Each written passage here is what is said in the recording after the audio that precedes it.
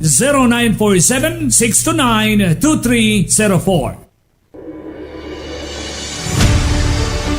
Kini ang sibianan sa RPN, Radio Philippines Network, DXKS, DXKS, Jess 80, ang inyong Radio Ronda, 5,000 watts, nagsibya sa ikatulong andana sa UFCO Lim Building, Borromeo Street, Dakbayan sa Surigao. RPN, Radio Philippines Network, DXKS, Jess 80, ang inyong Radio Ronda. Frontliners naman sa ilang bayan ng Sikihor ang sinadya ng outreach team ni Senador Bongo ang mga ahensya ng pamahalaan na mahagi rin. Mga economic frontliners naman sa ilang bayan ng Sikihor ang sinadya ng outreach team ni Senador Bongo ang mga ahensya ng pamahalaan na mahagi rin. Nahiwalay na pangkabuhayan at scholarship para sa ating mga kababayan. Narito ang report. Sa dalawang anak, humuhugot ng lakas at inspirasyon si Lovelyn ng Sikihor para ipagpatuloy ang pagpupursige kahit hirap kumita ang maliit niyang tindahan dahil sa limitadong galaw ngayong may pandemya. Sa ganitong pandemya po ngayon, ang ginagawa ko lang ay gawing inspirasyon ng aking dalawang anak, magpatuloy at hindi mag-give up. Sa 3 araw na serye ng distribusyon ng ayuda mula sa tangkapan ni Senador Christopher Bongo at ng ahensya ng pamahalaan, kabilang si Lovelyn sa nabigyan ng tulong. Senator Bongo, maraming salamat. Malaking tulong na po lalo na sa aming mga sari-sari store na naapektuhan ng sobra ngayong panahon ng pandemya. Aabot sa 6,000 mga economic frontliners sa mga bayan ng Sikihor, Larena, Maria, Lazi, Enrique Villanueva at San Juan sa lalawigan ng Sikihor ang nabigyan ng tulong. Mensahe ng senador sa kanila, sana hindi na maulit ang malungkot na Pasko noong nakarang taon dahil may bakuna na ngayon kontra COVID-19. Ang bakuna ang susi o solusyon para hinay-hinay na makabalik sa atong normal na panginabuhi. Unta malipayon ang atong Pasko karong tuiga. O hangyo min Presidente Duterte sa inyo, salig mo sa bakuna. Ayaw mo kahadlok sa bakuna. Mahigit 29 na milyong doses na ng bakuna ang naituro kung saan higit 16 million ang mayroon ng unang dose habang mahigit sa 12 million ang fully vaccinated na para maibsan kahit papano ang paghihirap ng mga maliliit na negosyante at ordinaryong manggagawa sa Sikihor. Namahagi ang outreach team ni Senador Go ng mga pagkain, mask, face shield at vitamins kasama ang ilang bike, sapatos at computer tablets para sa ilang nangangailangan. Bukod sa tulong ni Go, ang DSWD ay namigay ng pinansyal na tulong. Suporta naman sa pangkabuhayan ng dala ng DTI, habang scholarship sa mga kwalipikadong benepisyaryo ang hatid ng TESDA. Kaya si Lola Anastasia nagpaplano na kung saan gagamitin ang natanggap na pera. Pasalamat ako na mayroong tulong si Senator Bongo at ito'y magamit ko kung makaano ako ng biik, kasi mahal niya naman ang biik, ito siguro manok na lang, pagkain ng mga hayop. Magamit ko rin po ito sa konting magluto-luto ng ng mga saging, banana Q. Ngayon, minsan ginagawa ko. Kayo po nagbibigay lakas sa amin na makapagserbisyo pa po upang malampasan natin itong krisis na ating kinakaharap. Kailangan lang nating magtulungan, magbayanihan at magmalasakit po sa ating kapwa Pilipino.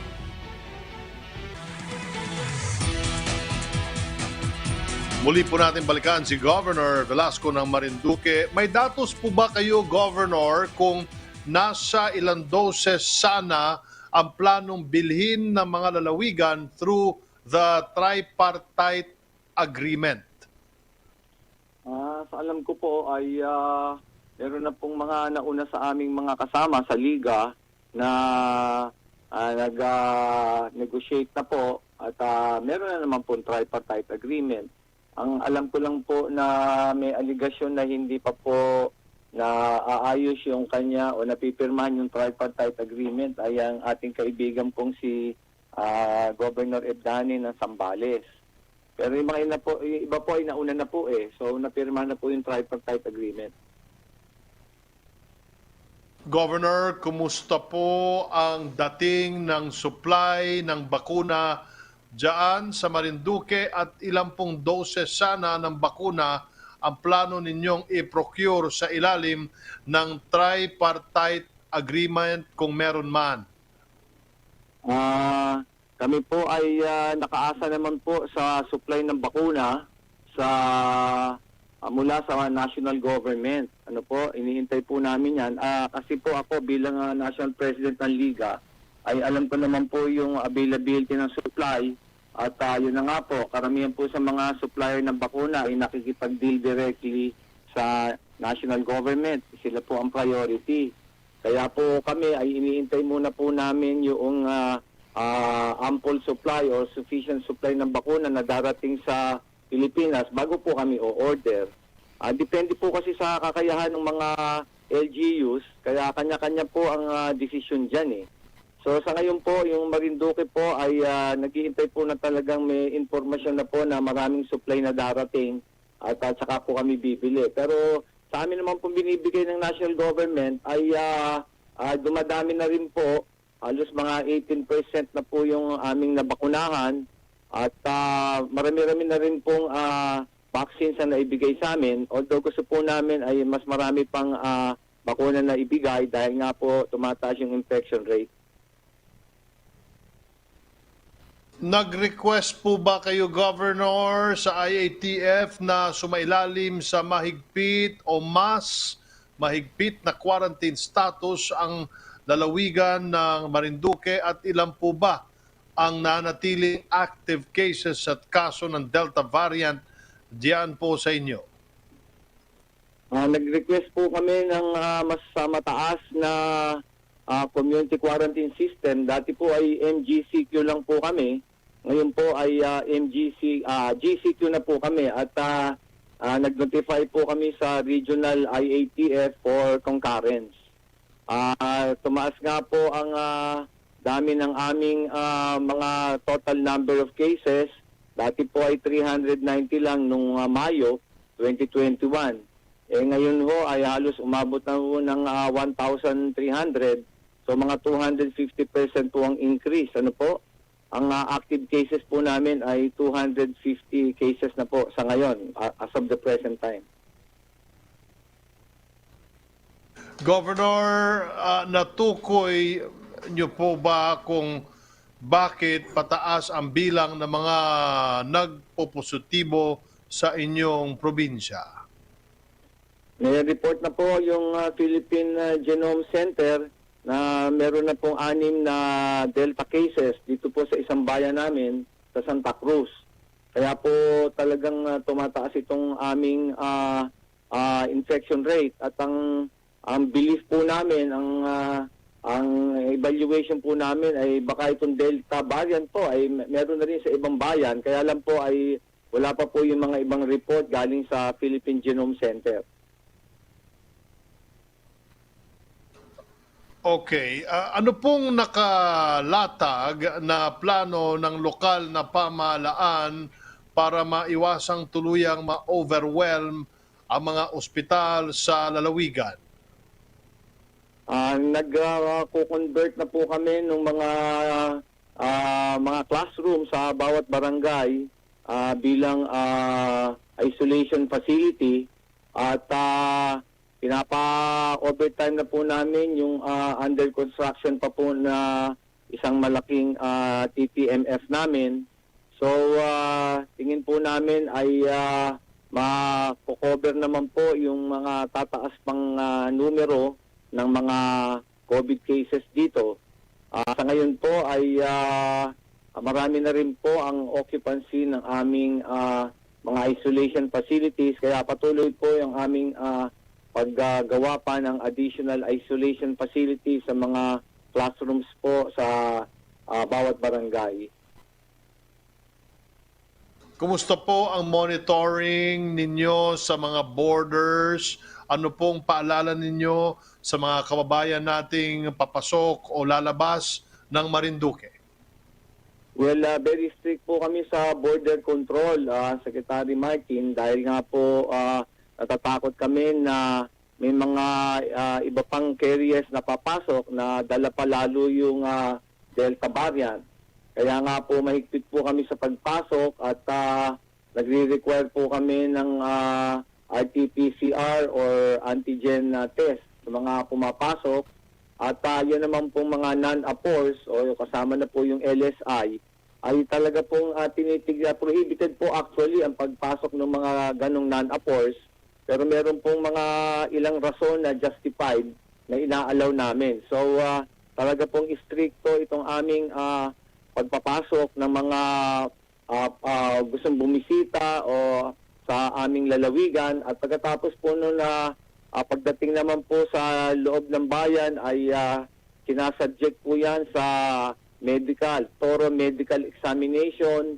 Pag meron hong symptoms ay inaano na po namin, ina-isolate na ho kagad dyan. At yun nga, bibigyan ho ulit ng RT-PCR para po magkaroon ng talagang conclusive na finding na positive po yan. So talaga po kami nag-isolate na ngayon at halos hanggat maaari po ay walang home quarantine. Pinapatanong ni Tuesday New ng DZBB kung ilan ang pasyenteng tinamaan ng Delta variant at kung meron man ay ano ang kalagayan nila ngayon.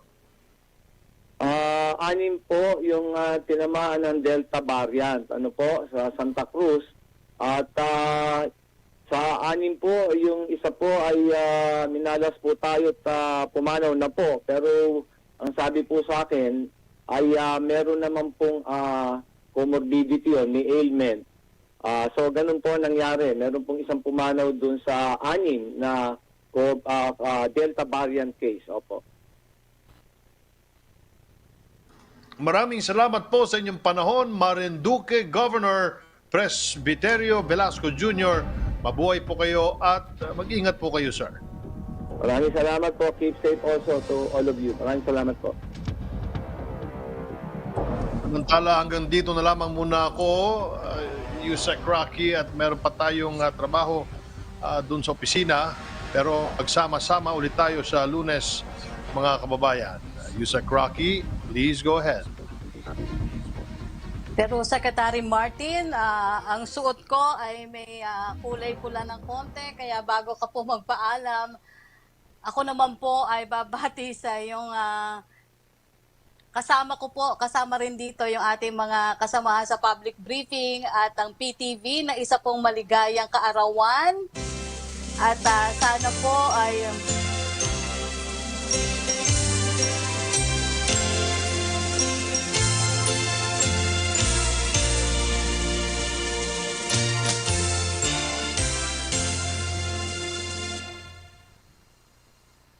at sana, Secretary Salamat, Martin, yung pong lahat ng inyong naisin, nasa puso, nasa isip ninyo, ay mabigyan po ng katuparan. At syempre, good health at sa inyo at sa inyong buong pamilya. Happy birthday po.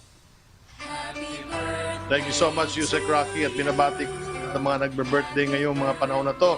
Si Congressman Agaw Bong Plaza, happy birthday din sa August 21. At syempre, panalangin ko para sa mga kababayan nating dumadaan sa anumang unos ng buhay. Lakasan nyo lang ang inyong loob at manalangin sa Pong May Kapal para malagpasan natin kung ano man ang hirap na pinagdaraanan natin tulad nitong COVID-19 pandemic. Salamat, Team PTV. Papadala ako ng lechon dyan sa inyo. Lechon manok. Okay lang, Secretary, basta kahit ano. Salamat po. And again, happy birthday.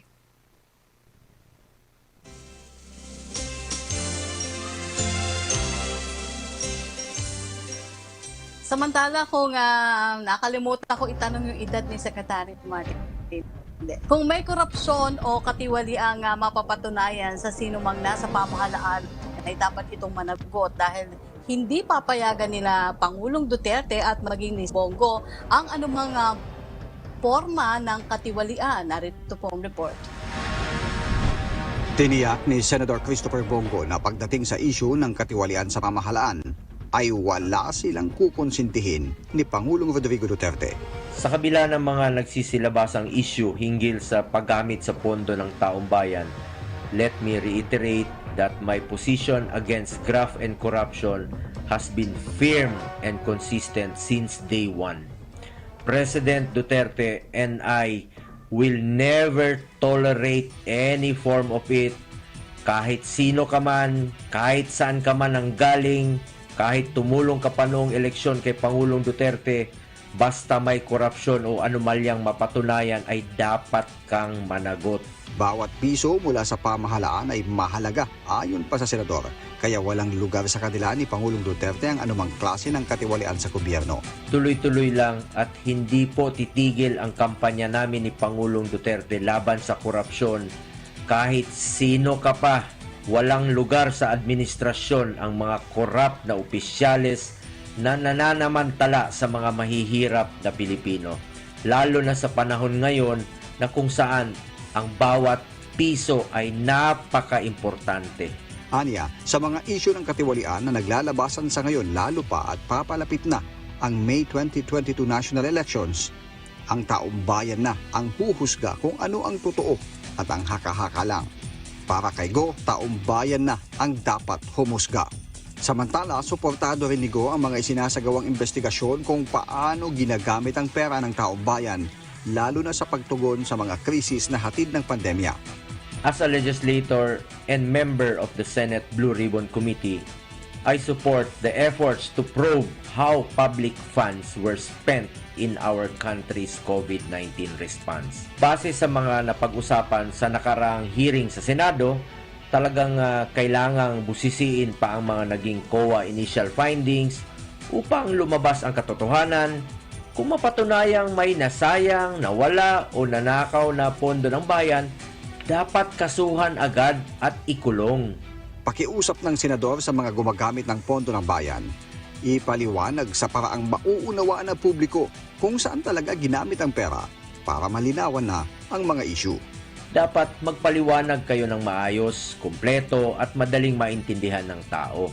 Kapag naklaro na lahat ng mga issue na ito, mas matututukan natin ang tunay na kalaban, ang COVID-19 at ang hirap at gutom na kasama nito. Ayon pa sa mambabatas, may ilang may masamang hangarin na ginagamit ang kanyang pangalan pero hindi magtatagumpay ang mga ito. Binigyang diin din niya na layunin ng Duterte administration na magkaroon ng isang malinis na gobyerno. Bagamat sobrang hirap sugpuin ng korupsyon totally, hindi kami papayag ni Pangulong Duterte na sirain ito ng ilang may masamang hangarin. Gusto kong malaman ninyo na ako po ay isang senador na noon pang 2019. Marami na po akong nakatrabaho sa gobyerno. Hindi porket nakasama kita sa trabaho noong 2016 ay aid ko na agad. Pero kapag napatunayang pumasok ka sa korupsyon o katiwalian, kahit saang opisina ka pa, pasensyahan tayo. Hindi namin palalampasin ni Pangulong Duterte ito. Mananagot ka sa kasalanan mo sa gobyerno at sa mga Pilipino.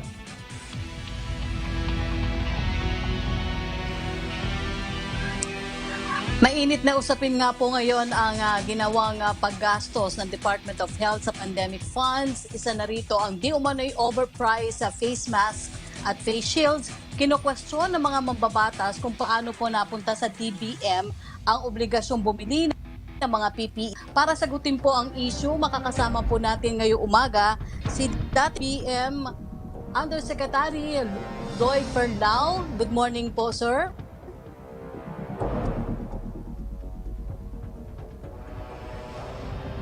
Good morning, sir.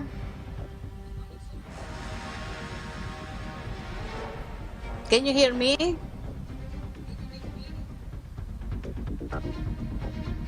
Hindi po namin kayo naririnig.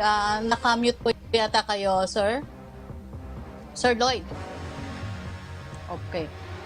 Okay. Ayusin lang natin ang ating linya ng komunikasyon. Samantala, maliban po sa 3 milyong doses ng COVID-19 vaccines mula sa Sinovac, panibagong supply din sa AstraZeneca dumating sa ito po ay higit 580,000 doses na binili ng pribadong sektor. Ang detalye mula kay Naomi Tiburcio. Naomi? Yes, Music Rocky, dumating na kaninang umaga dito sa NAIA Terminal 1 ang flight na CI-701 ng China Airlines. Dala ang 582,500 doses ng COVID-19 vaccine ng AstraZeneca. Binubuo nito ang bulto ng mga bakunang binili ng pribadong sektor at LGU sa ilalim ng A Dose of Hope program. 9:20 ng umaga, lumapag ang eroplano sa paliparan. Nasinalubong ni Vaccine Czar Secretary Carlito Galvez Jr., MMDA Chair Benhur Abalos, AstraZeneca Country President Lotis Ramin at A Dose of Hope Project Lead Josephine Romero at iba pang opisyal ng DOH. 80% ng mga bakuna ay binili ng mga LGU at 20% naman ang ilalaan sa mga MSME. Nagpapasalamat tayo sa ating mga private sector at sa negosyo and also the LGUs who ordered this vaccine. This is 582,000, more or less 550 people will be saved by this vaccine. Napakalaking bagay nito, no? Because these are all LGU procured and of course privately procured, no? Aside from the national. So ang ano nito is, since in order to ng mga LGU, it will now depend on sa dami na order nila kung paano ibibigay sa kanila ito. But it will really help a lot in our vaccination program right now. Lahat kasi halos ng LGU sa Pilipinas umorder eh. So I just presume it will be given proportionately. We're very happy because this is like 80% po sa LGU ang dumating ngayon. And then the 20%, halos MSME po yung pupuntahan. So lahat po mako-cover. Yusek, nagkaroon din tayo ng pagkakataon upang tanungin si Vaccine Czar Secretary Galvez at MMDA Chair Abalos tungkol sa desisyon ng IATF na ipatupad ang Modified Enhanced Community Quarantine with heightened restrictions sa Metro Manila, Laguna at Bataan hanggang sa katapusan ng buwan. Binigyan diin ng mga opisyal na ito ay naging desisyon ng pamahalaan upang payagan ang mga manggagawa na makabalik sa trabaho habang mahigpit pa rin pinapatupad ang health protocols. Kabilang sa ipagbabawal sa ilalim ng MECQ ay ang religious gatherings at indoor at alfresco dining services. Napagkakasundo namin na this MECQ is a different thing. It is more stringent at saka talaga nakita natin na talagang we will impose yung minimum health standard. I'm very confident that we can control yung further increase exponentially ng mga cases. Ginawa ng IATF, gumawa tayo ng solusyon na maganda para sa lahat. Ano ito? MECQ. Ang ibig sabihin ng MECQ, pwede kang lumabas except sa certain industries. Ito'y 10 araw lang naman, no? Kaya minabuti namin na indoor at outdoor bawal. Number 2, yung mga personal na services, ano yun? Mga barbero, mga manicurista, kasi masyadong close contact eh, hindi mo masabi eh. Ayon kay Secretary Galvez, umaasa siya na sa tulong ng mahigpit na protocols at mas mabilis na pagtunton, pag-isolate at pagpapagaling ng mga COVID-19 positives ay hindi na maibabalik sa ECQ ang quarantine classification sa Metro Manila dahil aniya hindi nga ito sustainable at maraming manggagawa ang naapektuhan. Kaya't kayon hihintayin ng mga opisyal ang magiging resulta ng MECQ sa pagtatapos ng buwan bago tuluyang magdesisyon sa magiging quarantine protocol sa susunod na buwan. Ito muna ang pinakahuling balita. Balik sa iyo, Yusek Rocky. Maraming salamat sa iyo, Naomi Tiburcio. Samantala, balikan na po natin si Sir Lau. Sir, good morning po. Good morning, ma'am. Good morning po. Opo. Sir, dumutang po ang pangalan ninyo sa nangyayaring investigasyon ngayon patungkol po sa COA audit observation sa Department of Health. Ano po? Ito po ay dahil sa paglipat ng kagawaran sa DBM ng pondong 42 billion pesos na pambili ng mga face mask at face shields. Pwede niyo po bang ipaliwanag bakit daw po napunta sa DBM kung saang opisyal po kayo dati ang pagbili pati ng supply na ito? At sino po ang nag-initiate ng transfer? Hindi po nilipat sa DBM ang pera. The money was sourced out from DBM and transferred to DOH. However, DOH transferred it PSDBM, the Procurement Service of the Department of Budget Management. It is transferred to PSDBM when the items that you are buying is considered common supplies. So common goods like coupon band, ball pens, laptops, yung binibili natin na office supplies, toilet papers, alcohol, those are common supplies that most government agencies procure it through the PSDBM. During the time of pandemic, it is not only DOH that was in need of buying the face masks, the face shields, the alcohol, the things that we need for protection against COVID. So it was classified by the GPPB, Government Procurement Policy Board, as common supplies. So when it was considered as a common use or common supplies, common goods item, PSDBM already has the authority to buy these items together with DOH, together with PITC, together with DSWD, together with the LGUs. So all agencies now may procure such item under common goods supply. So nung classified siya, to ease the burden and to allow more access and more avenues of procuring the said items, kasi ang dami, almost everybody is in need of buying such items, and there is such lack of supply, and through by reason of the existing laws on how we procure, medyo mabagal siya, we have to open up the avenues. So DOH needed help, and they passed on some of the budgets to PSDBM to procure the said items. So ganun po. When it is classified as common use, it can be passed on to PSDBM po, because that's our forte. Thank you. Sir Lloyd, yun daw pong paggamit ba ng Department of Health sa procurement service ng DBM ay may legal basis? Ito po ba ay nangyari na dati pa? Yes. PSDBM it's a specialized agency of the government. Its main purpose is to procure. It specializes under the said concept because most agencies do not have a regular procurement process. They don't really procure items as part of their regular performance of their function. Like DOH, their main function is to provide health and services, like the SWD, provide social services, DOTR, they provide transportation services.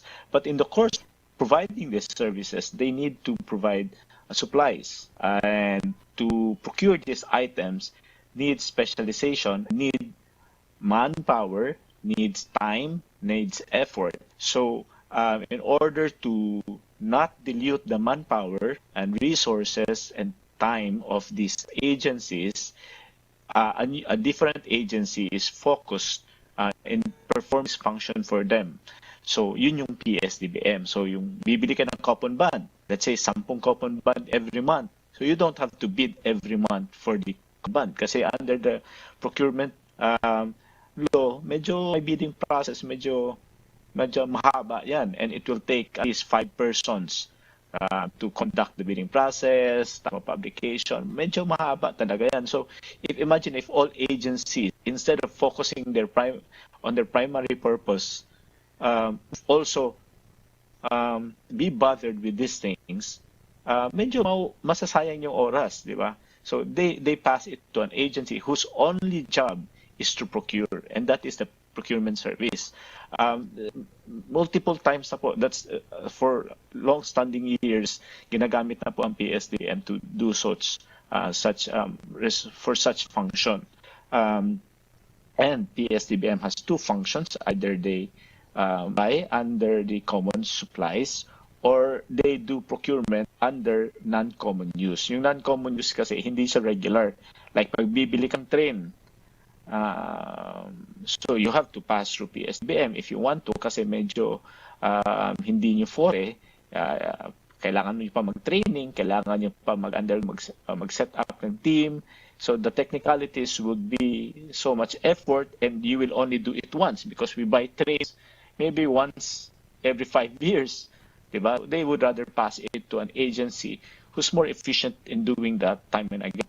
So during pandemic, medyo na-overwhelmed ang DOH kasi all their personals most of them are doctors running around, running hospitals, going around community facilities, building up quarantine facilities, managing yung RT-PCR, building up COVID testing laboratories. And if you task them more to buy more items, medyo confusing na yan. So they would rather have it removed from their shoulder and pass it on to other agencies, which is in this instance, PSDBM. Opo. Sir Lloyd, regarding po dun sa sinabi niyong presyo ng mask at face shields na sinasabing overpriced, ano po ang reaction niyo dito at sino po ba daw yung naghahanap ng supplies na ito at kanino po ito binili? Okay. First thing, of course, if you consider that 27 pesos during that time, this time, it's very expensive. Even I would not buy that, diba? Face shield during this time is 120. That would be very expensive. But during that time, when kasagsagan ng pandemya, everybody was scampering. We were all scampering. What we did was we contacted, when DOH sent the document to us, the agency purchase request together with the funds transfer, we started our bidding process. Now, DOH has a pool of a list of their suppliers, and DTI has pool of list of business establishments, and we were sending all requests to everybody. O sige, magpadala kayo if you can supply. The problem is, in the Philippines, there is a very limited number of pool who are producing these items. So mahirap. And yung iba din, most of the suppliers are actually import distributors. So they import and they distribute in the Philippines. The problem is they cannot also supply kasi nga during that time, no plane and no vessels were flying. No plane were flying and no vessels were going through the ocean. So how can we transport? So very hard yung mga suppliers. That's why we contacted even the FA, our consulates, our embassies abroad to us to find suppliers. And during that time, pahanap talaga tayo through the bids and awards committee. Sila po ang naghahanap noon through market study, kahit sa Facebook. So naghahanap tayo ng mga suppliers and we make invites. And very few people responded kasi nga the volume is too high. And it's very hard to supply. And yung mga requirements din ng government, mahirapan din sila. Kaya you have to have registrations in the government, which is very hard to comply. And given the time given the scenario during that time, very hard for people to travel, to submit documents. So yun yung complication. But there were several bidders who made some price offers. The problem is, it's very high. It's very expensive. Actually, when you look at it, pag sinabi mo, mahal yan 27, yes, mahal yan. But during that time, that was one of the cheapest. Because face mask during the time was sold at around 30 to 40 pesos. Even DTI increased their suggested retail price, which is at 28 pesos during that time. But people were selling it at 30, 32 to 40 pesos. Ang face shield during that time, it was the first time that people knew about face shield. It was my first time to know about face shield. It was being sold at 250, 300, 400. Diba? Ang mahal. So when we bidded it, most of the bidders bidded it at around 400 and 300. But there's one company who bidded it at 120 pesos. So that's actually the cheapest during that time. But now, when you go out of your house, pumunta ka ng bangko, mag-deposit ka, wala kang face shield, di ka makakapasok. Pero yung guard doon nagbebenta ng face shield at 25 at 30 pesos, di ba? Pag dumaan ka sa sari-sari store, may benta dyan, 30 pesos. When you go to 7-Eleven, may face shield din dyan. Kahit saan ka pumunta, may face shield. And because of the increase of supply, the prices would drop. So, but you can also see, pag tumataas naman yung ang tawag doon, the cases, the prices of these items would increase, but not exponentially high. If you can see, for people to understand the scenario. Last year, isa lang po ang bumagsak na presyo. That's gasoline, which is unusual because nobody was driving their vehicles. No industry was running. So prices of crude oil dropped, and so does gasoline and diesel. But everything else that was on high demand increased their prices. So we as buyers is limited in buying kung ano yung offered. And that was the lowest offer during that time at good volume. Yun po, it's all documented naman. May procurement process tayo na sinusunod. Yun po. Opo.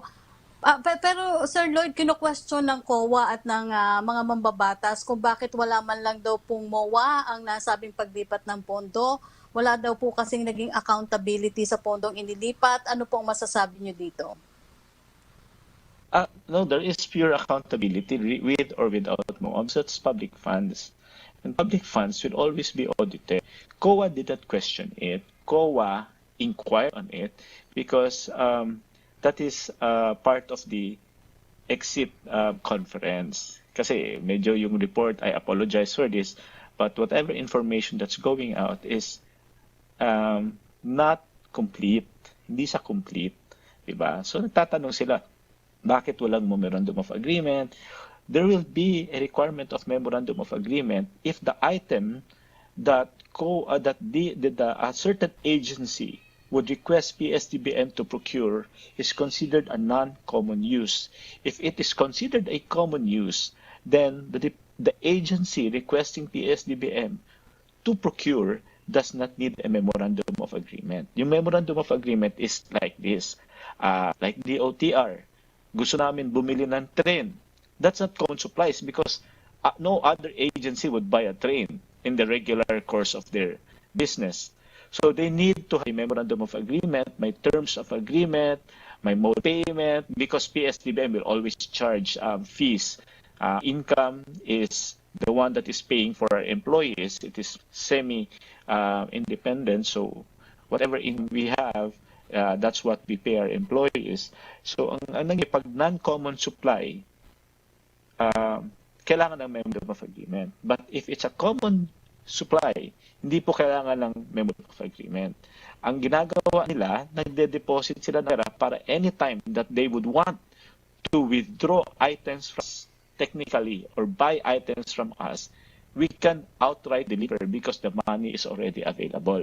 Kasi may problema din tayo dyan. Pag hindi po ganyan ang setup, nagkakaroon din kami ng audit observation memorandum from COA and sometimes NDA.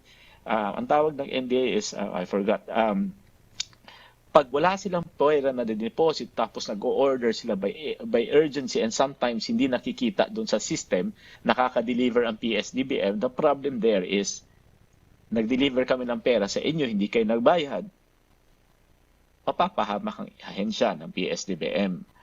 So that is the scenario there. Now, why there is no memorandum of agreement for these items? It is because those items that they bought are considered common use supplies. It has been reclassified as common use supplies because it's not only DOH that is in demand, is in need of those items, but all agencies already. Di ba kahit yung PTV 11, kailangan nyo ng alcohol, sa amin kayo bumibili. Kailangan nyo ng face mask, sa amin din kayo bumibili. Kailangan nyo ng coupon band, sa amin kayo bumibili. All agencies who need these items, they procure it to us. So with that, DOH is not the only agencies who were asking us to buy this face mask, face shield, but a lot of agencies. But the bulk of it is Department of Health.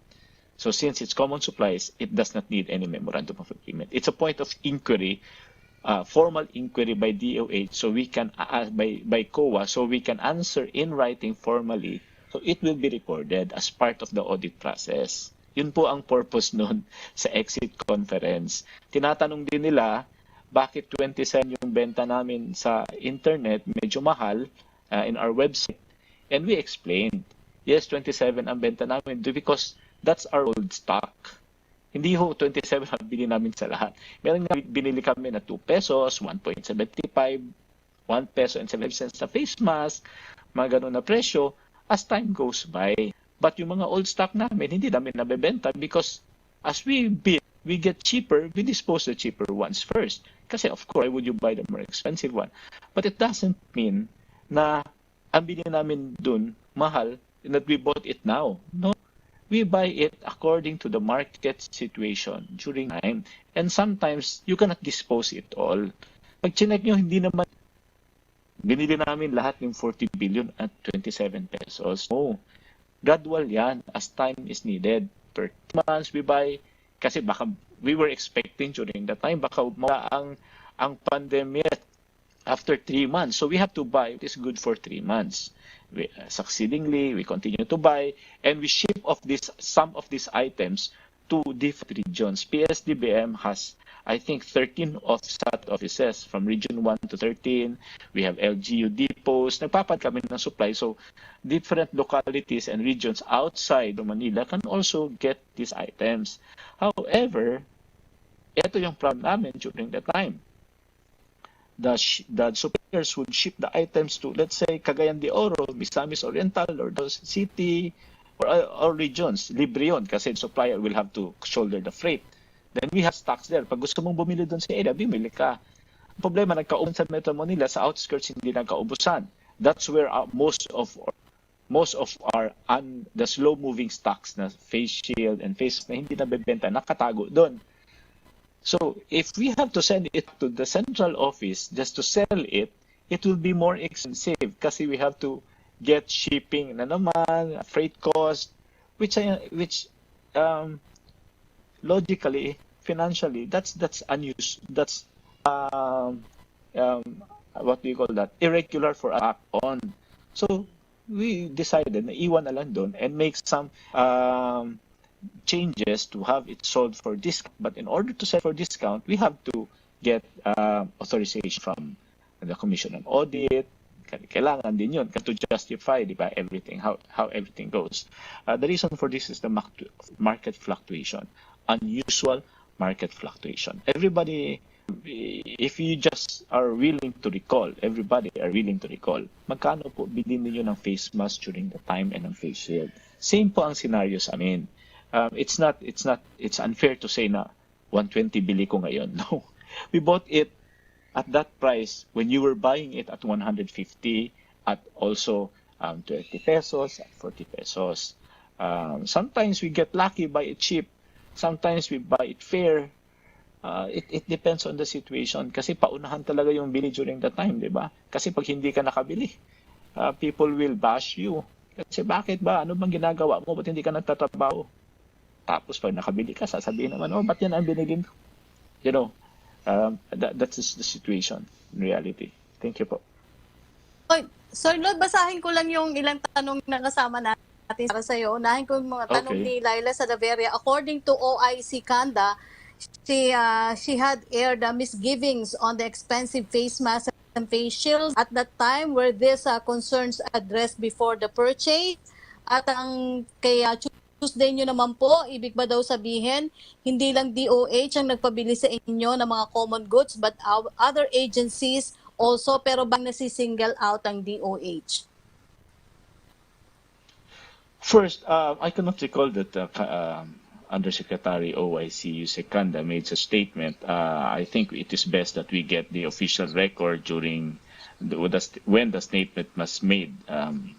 If she made such statement, maybe on an executive committee level, it's all recorded. We can get it and we can check on when it was said, how it was said, and what was the context when it was said, so we can understand. Kasi it would be made clear ano yung circumstances surrounding when such statement was said and whether or not it was actually said. Kasi as far as I can recall, I don't think there was any statement made. I've been attending exec committees din naman. And second, as to single out ba ang DOH, di naman siguro. Maybe because it's highlighted that DOH is the biggest procuring entity, agency who is buying face masks and face shield, because almost all of the employees of DOH are wearing face masks and face shield every day. In fact, they just don't wear things. They also wear N95. They also wear coverall, lab gown, gloves, head cover, shoe cover. Marami po sila sinusuot na. Parating binibili. Minsan, hindi po nakakaya ng PSDBM, bumibili din po sila sa PITC. Minsan, hindi din kaya ng PITC, they also buy it on their own. So, hindi lang din PSDBM bumibili. Even DOH is buying, continuously buying for itself. And PITC is buying it for them as well. And some other agencies, which I don't know how many dealings they have. As per other agencies, yes, that's true. The SWD is buying from us.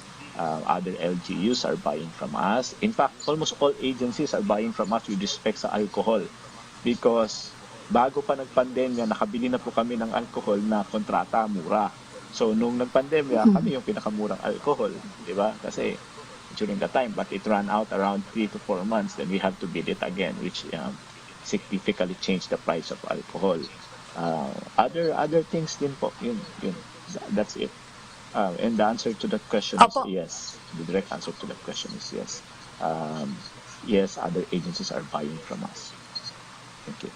Opo. Sir Lloyd, nadidikit po yung inyong pangalan kay Senator Bongo. Kayo po ba daw ay may kaugnayan sa kanya at may kinalaman din ba siya sa mga transaksyong ito? So, ever since they've been always doing that, no? Tie you to a politician to make my job politicized.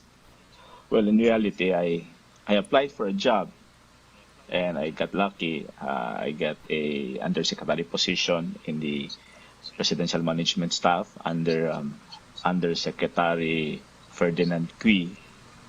After a year, I requested, I applied for a different position, which was my first and my second government agency that I worked for when I was young, which is Housing, Land Use and Regulatory Board.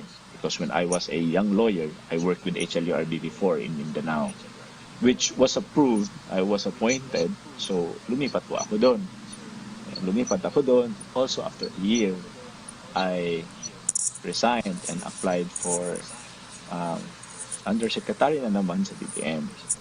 Then I was appointed sa PSDBM. Then after a year, I again applied.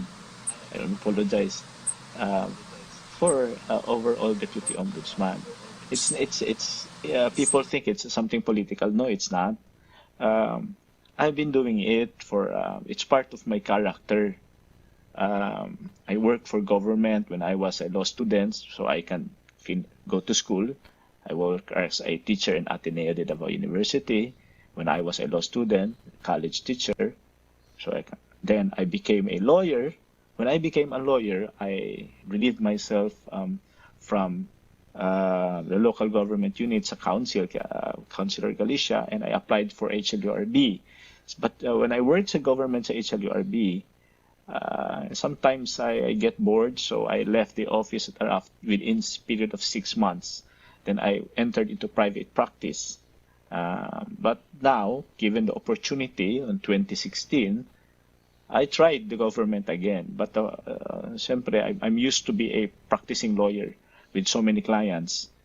I get really a bit, not that the term is maybe bored in a common parlance, but sometimes I reach the level of tattoo that I don't really find the work so enticing after a year. So I try to get a different field of office that I can learn again. And given the scenario that last year when I applied for overall deputy ombudsman, people were, making it political. So I withdrew my appointment and successively I tendered my resignation. That's it. I'm planning to go into private practice again, but for we'll dress for a couple of months. But to politicize it that I am connected to this and to that, and there's this transaction, politics maybe, but I'm not a politician. I'm just like any other Filipino who wants to try his profession, his luck in the community. That's it. But to politicize is also very unfair. No, yes, for the politicians that's tied up to me, that's unfair for them. More so for me, because I'm doing this for my own profession and my own uplift, professionally, personally, and growth, personal growth. Kaya medyo nakakapagod because you want to do something good, prove something to yourself. Kini ang simbianan sa RPN, Radio Philippines.